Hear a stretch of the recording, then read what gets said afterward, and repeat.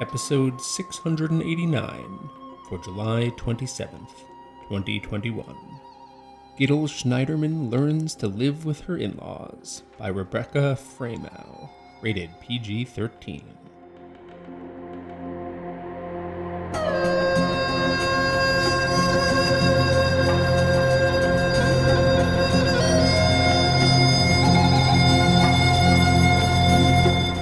Hello and welcome to PodCastle.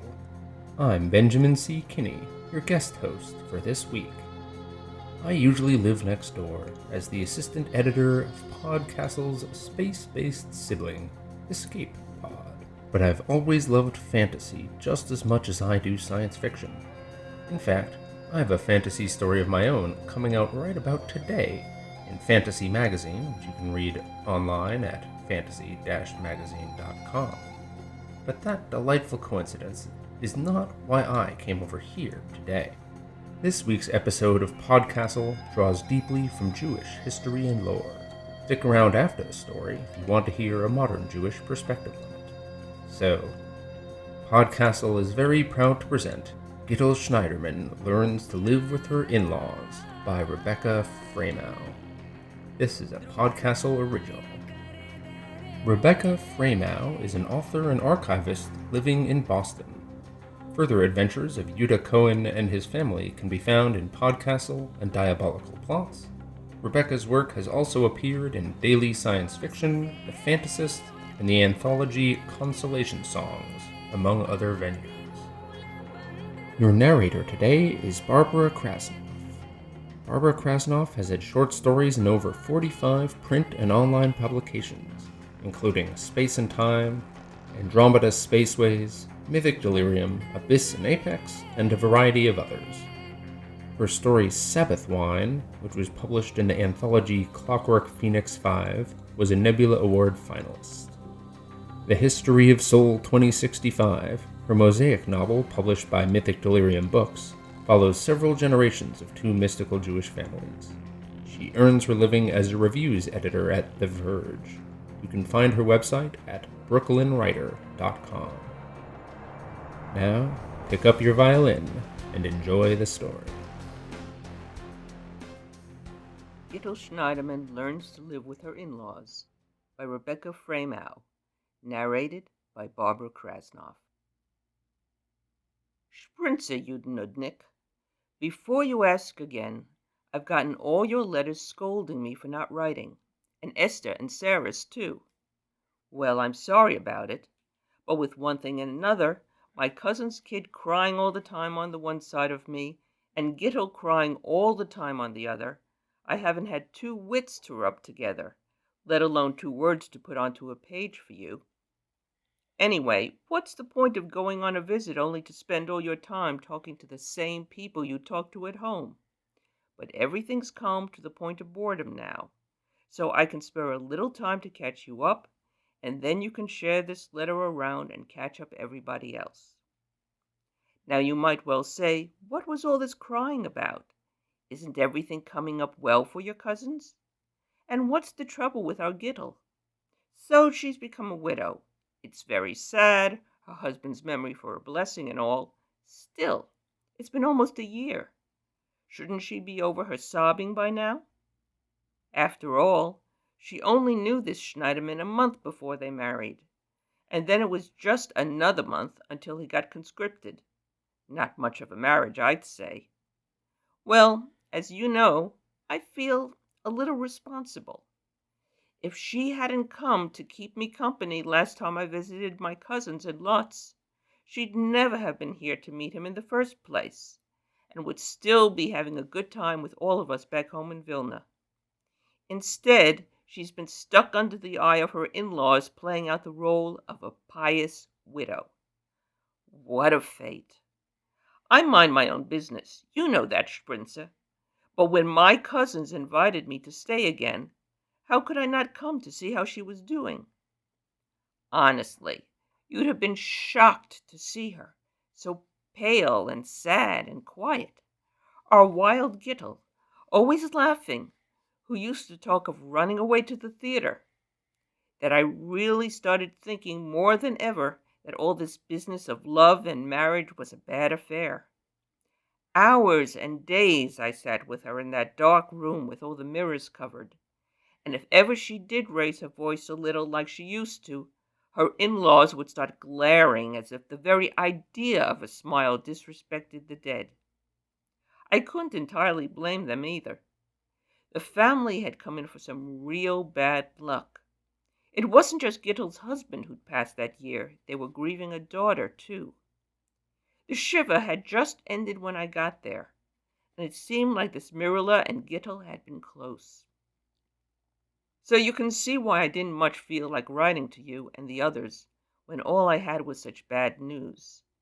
Still, I kept coming.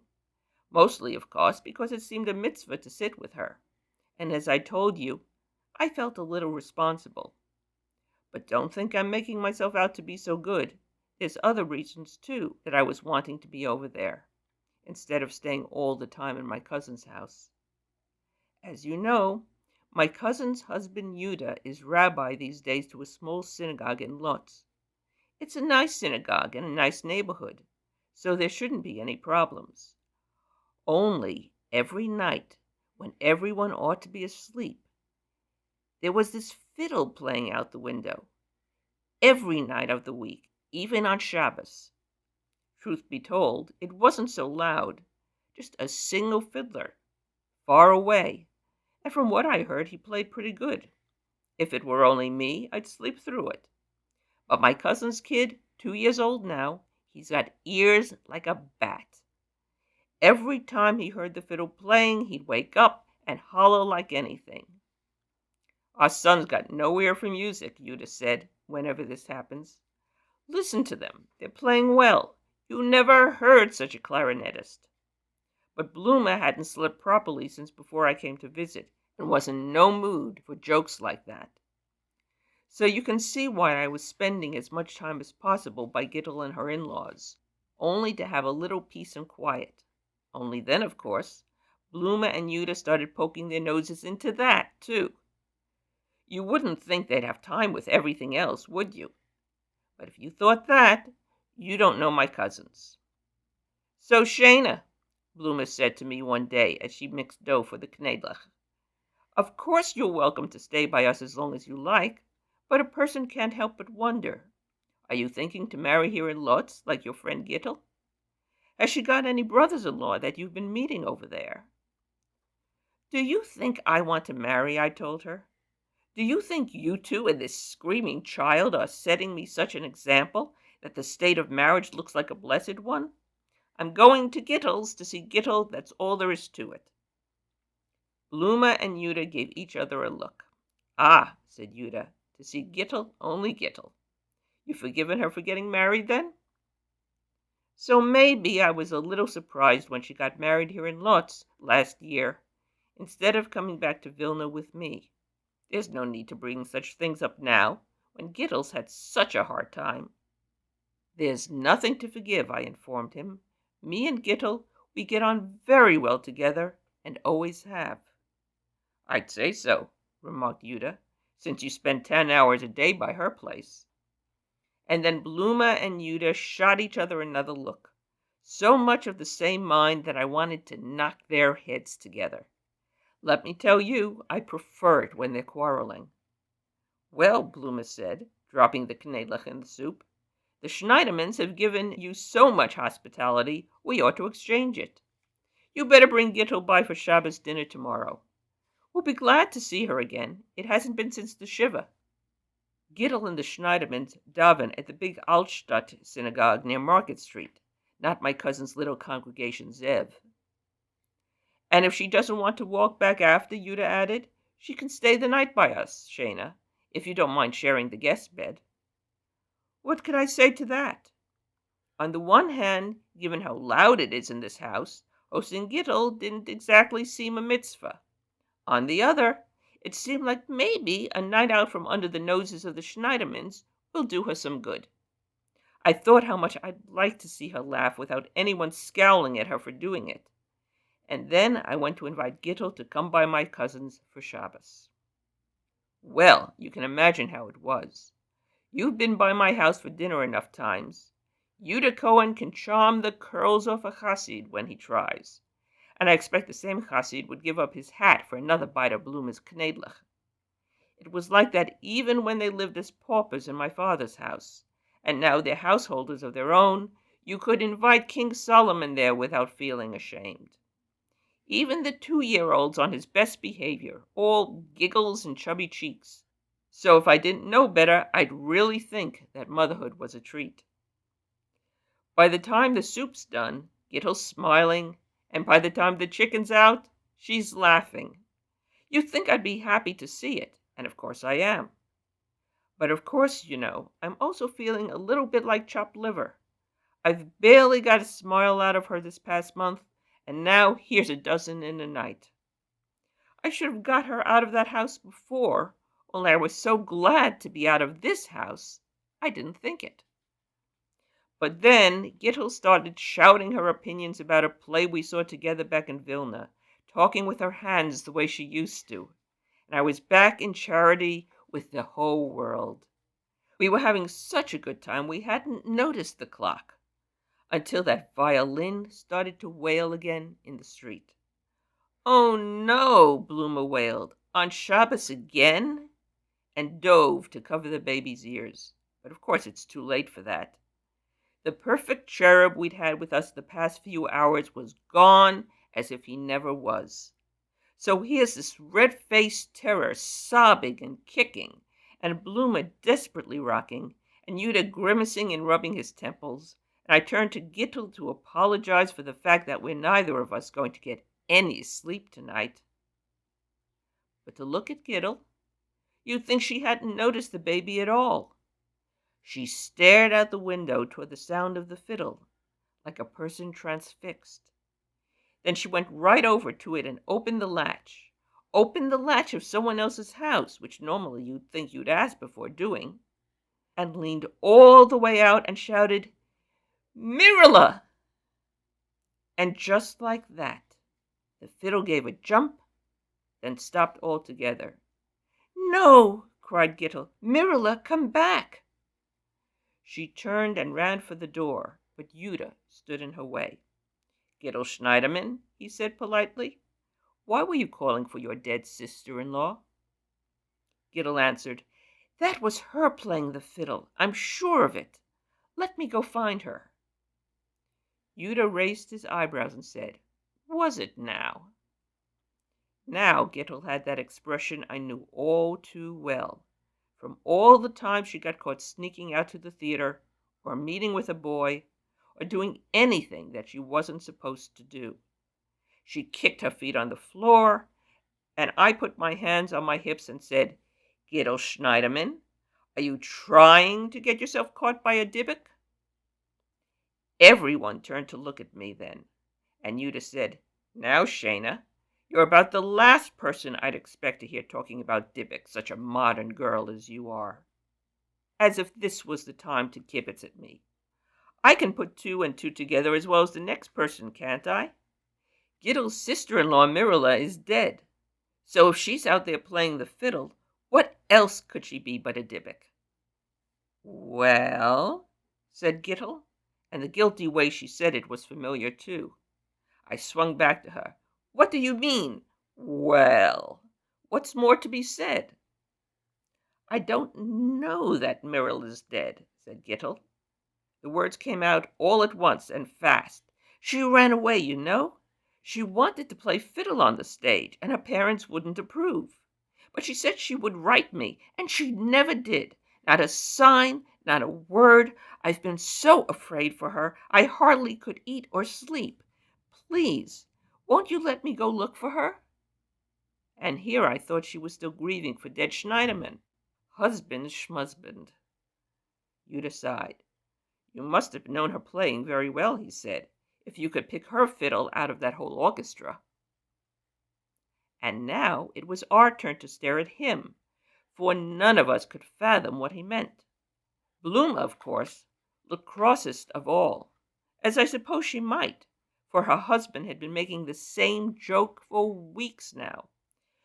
"Yuda Cohen," she snapped, "can't you see this is serious? Won't you stop joking around about an imaginary orchestra and focus on the problem that we've got?" "Imaginary?"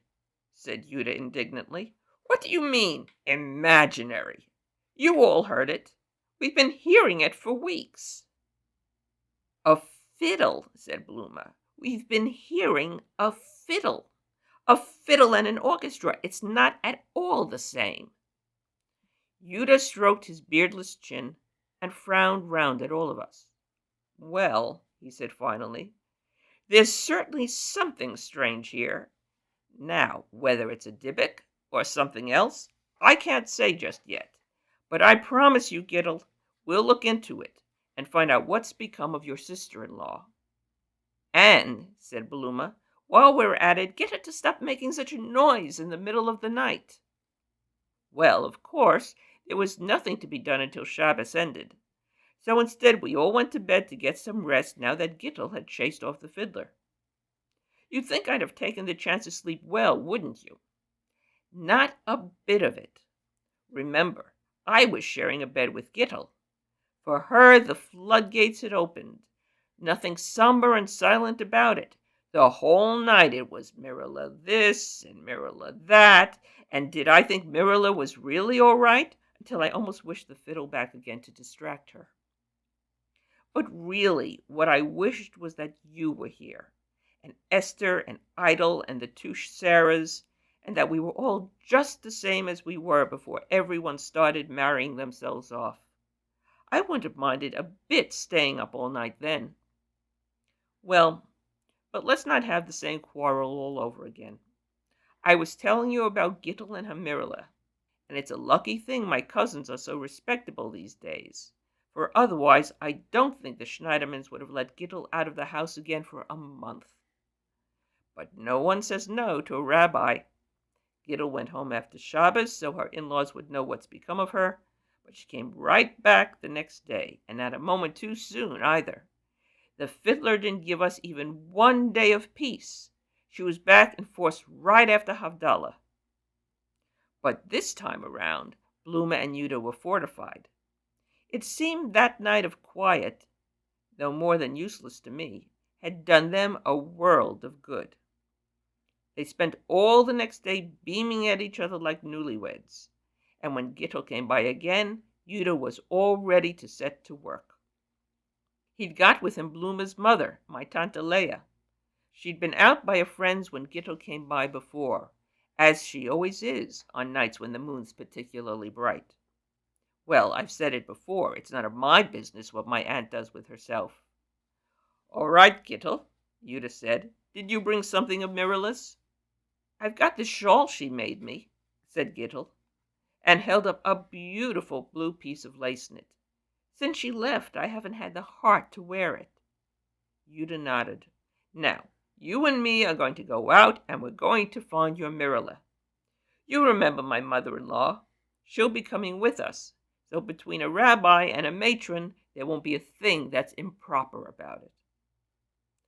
"Do you think I care what's improper?" said Gitl heatedly. "If there's a chance of finding her?" "Well, no," laughed Yuda, "but I've got to care a little, you know, a person in my position." I didn't see why my aunt should have to trouble herself to come along when I was going to be there, and I said so, but Yuda waved me off. "It's a few more years, Shana, before you're of an age to chaperone. Come if you like, but your aunt's coming too, no way around it." So out we all trooped into the dark of the street, all of us except Bluma, who said in no uncertain terms that if she met this Mirala who'd caused all the trouble, she couldn't find it in her heart to be polite to her, dybbuk or no, and as a result she had probably much better stay home. The fiddle had never sounded so very loud in the house, and even once we got outside, it wasn't so clear to me which way to go to find it. Gitl was turning in circles too, but Yuda took charge at once in his usual know-it-all way. "Here, Shana, you've got a cool head, nothing will startle you, so you'd better hold the lantern. As for you, Gitl, no, don't call out, not yet. But it's chilly, and my mother-in-law's not getting any younger out here. Would you mind lending her that shawl your Mirala knitted?" Gitl handed it over. "Thank you," said my Tante Leah in her meek little voice. She buried her face deep in the shawl for a moment, and then wrapped it around her neck, took a deep breath, and set off down the street with all of us trailing after her. Finally, we turned into an alley where even I could hear the music clearly. I held up the lantern ahead of me. The light cast a great shadow up on the wall, as if a dozen people were there, with a dozen instruments lifted up in song. But to cast the shadow, there was only a young woman, more or less the same age as you or me or Gitl, with a fiddle held up to her chin. When the light fell on her, she gasped, and the bow dropped from her hand. "Gitl!" she cried, and Gitl shouted back and ran towards her. I started to go towards them too, but Yuda put a hand on my shoulder. "Shana," he said, "how many people do you see there?" "Only the one," I answered, although I wasn't at all sure what to think about her overcrowded shadow. "There's only one," my aunt agreed. "It must be Mirala Schneiderman." Said Yuda. "Stay here, Shana, and keep that light steady." I suppose you'd think we should have been frightened, seeing a dead person in front of us. But my aunt, who knows what she gets up to? And as for me, I'm not so easy to scare. One dead girl only my age isn't much when weighed against all that trouble with the demon last year, when my cousin and her beardless husband got their kid to begin with. But never mind. That's a story I've promised not to tell. Anyway, it didn't seem at all that Mirala wanted to hurt us. Up ahead, in the alley, Gitl was already holding out her hands to her, but Mirala kept her distance. "No, Gitl, it's not right. You and I shouldn't be like this. And anyway, the living shouldn't talk to the dead." "At least tell me what happened to you," Gitl pleaded. Mirala shook her head, backing away, step by step. "I didn't know myself I was dead until the others told me. It's all right, Gitl. I'm not unhappy. I'm not shaming my parents. I'm not wanting anything I shouldn't have. I'm only making music all the time. And that's all I wanted, really. Go home to my parents and forget you saw me." "I can't," declared Gitl passionately. "I won't. I'll never forget you. Never." All those mannerisms Gitl used to practice when we did readings in your spare room, they were getting a workout now. But she really was crying, so it wasn't only melodrama. Even I felt a lump in my throat, and you know how I never weep at plays. I looked over to see how my cousin and my aunt were taking it, and what they thought to do about it. My aunt's brow was furrowed. She was puzzled as anything, but that Yuda Cohen wasn't paying any attention. He was busy in conversation with what looked to me like the empty air. "No," he said, with the air of a person explaining something to an elderly relative, "though I can see how it's an easy mistake for you to make. But my family's here, and they'll clear it all up for you." He turned to me and my aunt. "Hey, do me a favor, will you? Won't you say who I am and what I am to you?" "Why," said my aunt, confused but willing, "you're my son-in-law, Yuda Cohen, who brings our family such nachas." "You're my cousin's husband, Yuda Cohen," I said, "the biggest know-it-all in Vilna or Lutz." "Thank you," said Yuda Cohen. "Thank you especially to my favorite cousin Shana.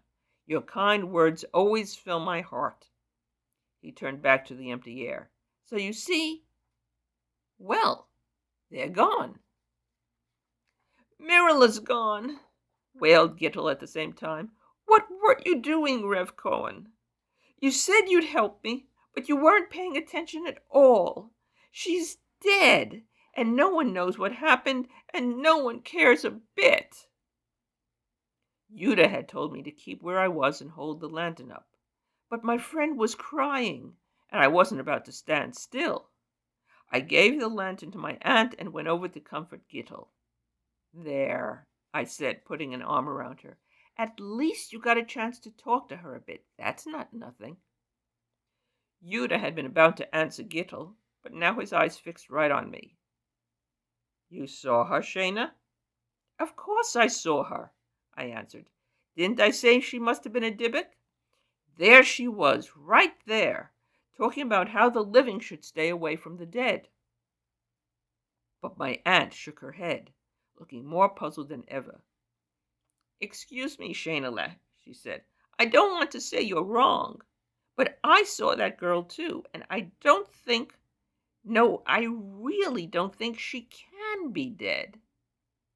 Well, you know, Gitl, if there's two things she hates, it's something not going her way and somebody contradicting her.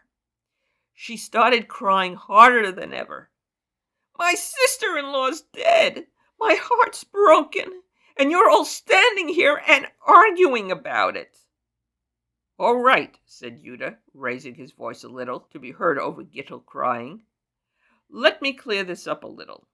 The three of you all saw Mirala? You know that already, I said, angry on Gittl's behalf. What kind of a rabbi was he, not to say a single comforting word when she was so upset? But none of you, Yuda went on, saw or heard anybody else? Not a drummer, not a clarinetist. Gitl stopped between one sob and another. What did you say? What instruments? A drummer, said Yuda, a clarinetist and a guitarist, a full klezmer band, in fact. Why, Gitl, did you see them too? No, said Gitl, shaken. But Mirala said that's who told her she was dead. A ghost band, she said, a drummer, a clarinetist, and a guitarist. I suppose that's what they talked about when I was busy telling Yuda Cohen his own name. Well, you can't pay attention to everything at once. That's them, said Yuda. He might have been talking about the neighborhood boys playing in my brother's wedding band. He was so cool. Really, it's a shame you can't hear them.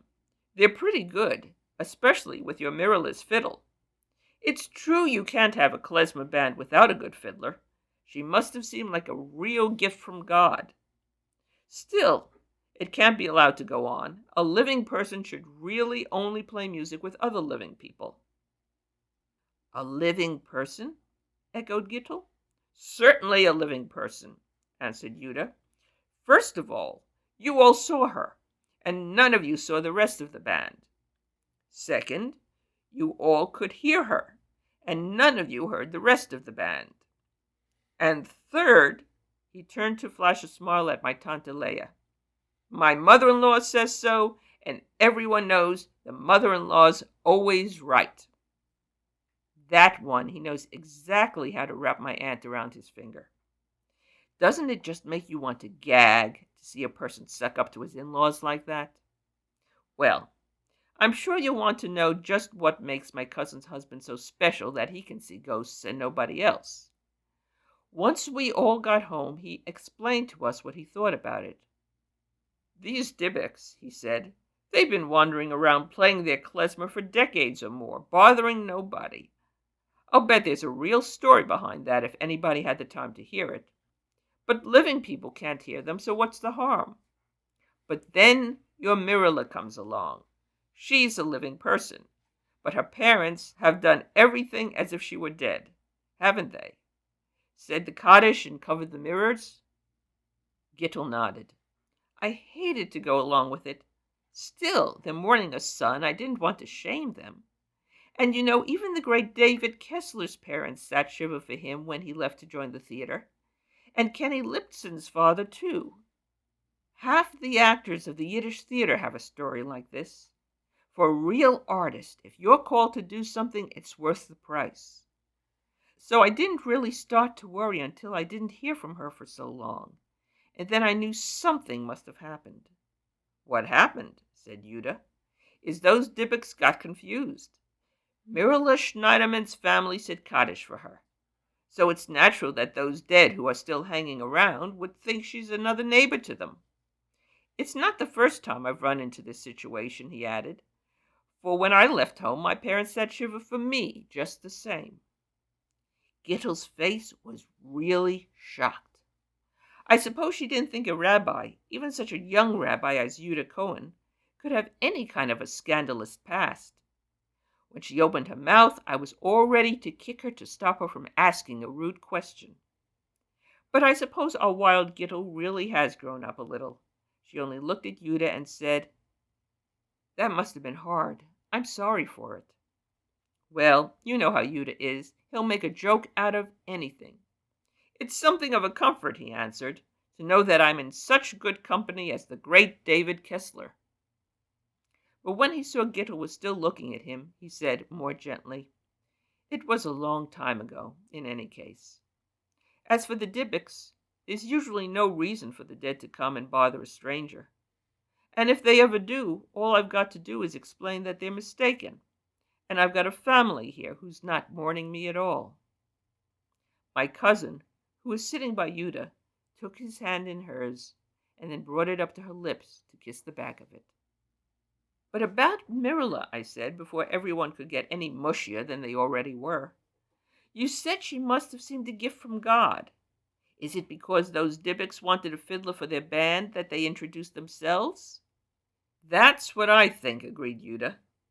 "But if Mirala had been struggling when they spoke to her, maybe she had run into trouble, or hadn't eaten in a day or two.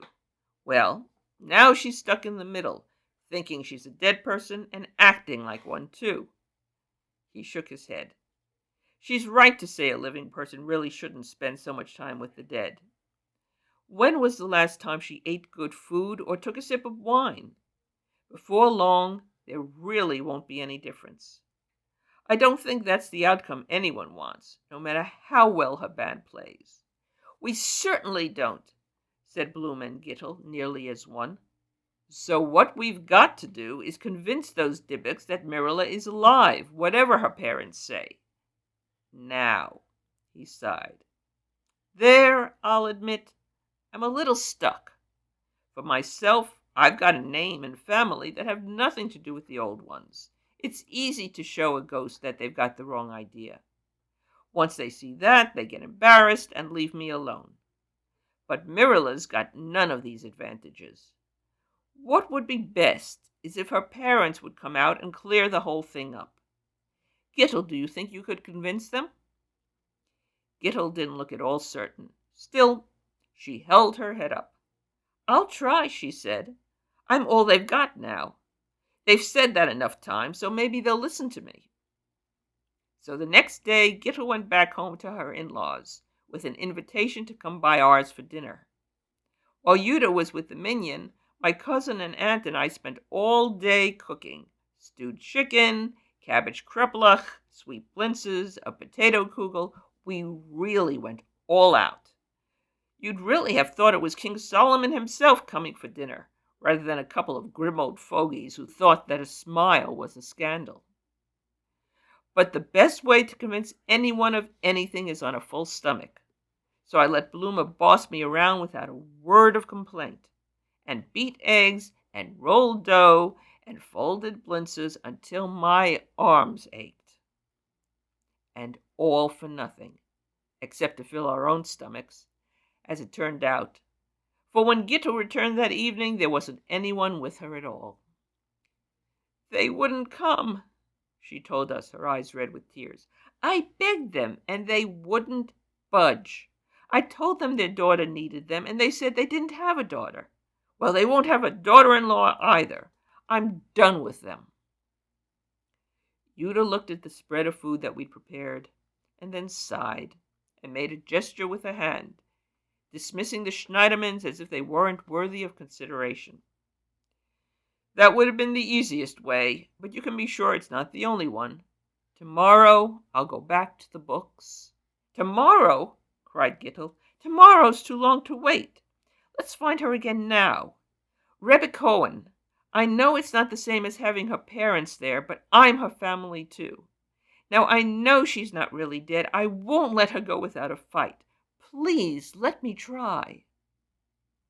So there again we all were, trooping through the dark streets after the lonely sound of the fiddle. And to make a long story short, when we found Mirala, she didn't look any happier to see us than before. I told you to leave me alone, she wailed. Why won't you listen? Go home, Gitl. I don't want to see you here any more. To tell you the truth, if any of my friends shouted at me that way, I'd likely take them at their word. But Gitl just trumped forward and grabbed onto Mirella by both arms, so that the poor girl nearly dropped her fiddle. Mirella, she declared, you'd better listen to me and tell your Dybbuk friends that they can listen to me too. You're a living person, not a dead one. It doesn't matter a bit what your parents have to say about it. So you'd better not ask me to leave you and not follow you. Where you go, I'm going. And though Mirella started by trying to pull away, the more Gitl repeated her words, the less she struggled, until in the end her head came to rest on Gitl's shoulder. Oh, said Yuda Cohen, standing next to me, that's really clever. I should have thought of it myself. Certainly it's the strongest claim an in-law could ever make, or one girl to another for that matter. Of course I asked him what he meant, and he looked at me a little surprised. Why didn't you recognize it? It's the Book of Ruth. Honestly, as if everyone were a rabbi and had every word of the Megillah memorized. Some of us have better things to do. Anyway, Mirella and Gitl were both crying by now. Gitl, what am I going to do? Wailed Mirella. I can't hear the music any more, and I can't ever go home again. What's left for me now?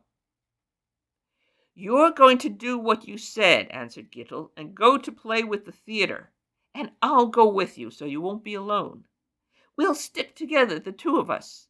We'll be each other's family. That's what matters, doesn't it?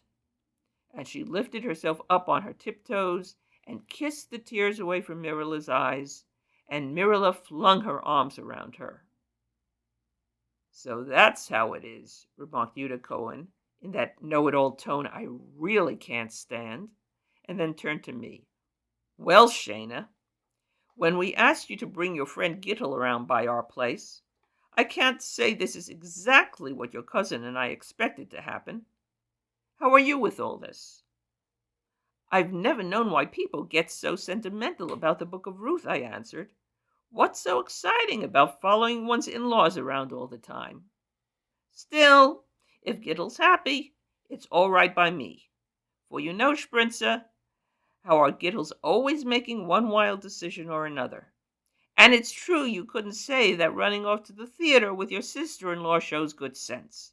Still, if you ask me, it's still better than marrying some stupid boy you barely know with parents like a pair of prison wardens. Yuda squinted at me for a moment longer and then laughed and patted me on the shoulder. Well, in the end, maybe it's just as well.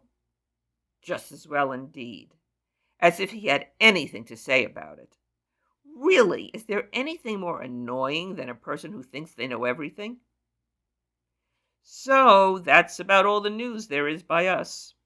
Now that Gitl's gone off with Mirella, I haven't got much to do with my days except sit around and help my cousin and aunt around the house. And now that we're not all kept up at nights with fiddling, my cousin and her husband are more disgusting with each other than ever. I'm really just about at the edge of my patience. I expect I'll be heading home to Vilna on the next train after this letter. And I've sent one to my father, too, to let him know I'm coming. Come by the station and meet me if you're free, and I'll tell you everything else I forgot to write about, though I'm sure this letter's already gone on long enough. And you can tell me how everything's going with the wedding plans, or if you've thought better of the whole thing. As for me, I won't tell you what I think about it unless you ask. Unlike some relatives of mine, I make it a point to mind my own business. B'sholem, Shana.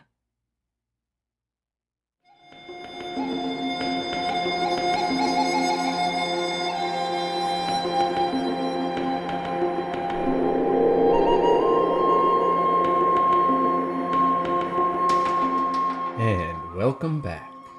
The author shared with us that this story is in the same continuity as two earlier stories that you can find in the PodCastle archives. further arguments in support of Yuta Cohen's proposal to Bluma Zilberman, and Shayna Rubin keeps her head under circumstances nobody could have expected. They're episode Mini 94 and episode 448, both from late 2016. Now, one thing that really struck me about this story was, in retrospect, the title. Gitl Schneiderman learns to live with her in-laws. Her parents-in-law come across as repressive and self-obsessed, locking Gitl into the eternal role of a grieving widow. How can Gitl reconcile herself to that? Thankfully for her, she doesn't. Instead, we find an unexpected branch of her in-laws. Morel, the sister-in-law given up for dead, who's ready to lead, or follow, Gitl on a life of adventures.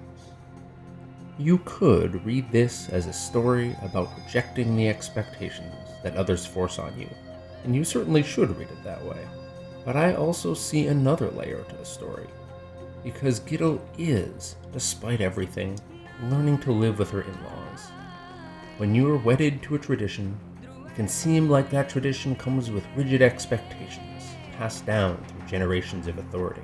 But the Jewish tradition, at least, always contains multiple interpretations, multiple arguments in tension with each other, both within and across generations. The Talmud, the foundational text of what became modern Judaism, is not a book of answers. It's a book of debates and discussions. Every tradition that's lived through real human beings ends up with multiple and not entirely compatible parts, different practices, different interpretations. And so, if you're fortunate, you can find a part that resonates with you, the sister-in-law with the violin, rather than the parents in eternal mourning. But they're all her in-laws. Maybe some branches of her family don't recognize her. That's just one branch, and you're part of the tree, no matter which direction you grow. That's my take anyways. But as the saying goes, ask 2 Jews, get 3 opinions. And that was our show for this week. Thanks for letting me come visit. On behalf of everyone at PodCastle, audio engineer Peter Adrian Baravesh, forum moderator Asukat, your co-editors Shingai and Jerry Kagunda and Eleanor Wood, assistant editor Summer Fletcher, and their fantastic first readers, Tierney Bailey, Sophia Barker, Matt Dovey, Eden Doyle, Amalia Harrington, Kai Hudson, Craig Jackson, Devin Martin, Julia Patt, Hamilton Perez, Prikrupa Krishna Prasad, Zeev Witties, and Caitlin Zivanovich. Thanks for letting us share another story with you. PodCastle is part of Escape Artists Incorporated and is distributed under the Creative Commons Attribution Non-Commercial No Derivatives 4.0 International License. Feel free to share it, but don't sell it or change it. Our music is by Shiva in Exile. Everything we do on PodCastle is 100% donor funded, and if you'd like to support what we do, I invite you to join us on our Patreon at patreon.com/EAPodcasts. We'll be back next week with another tale. See you then.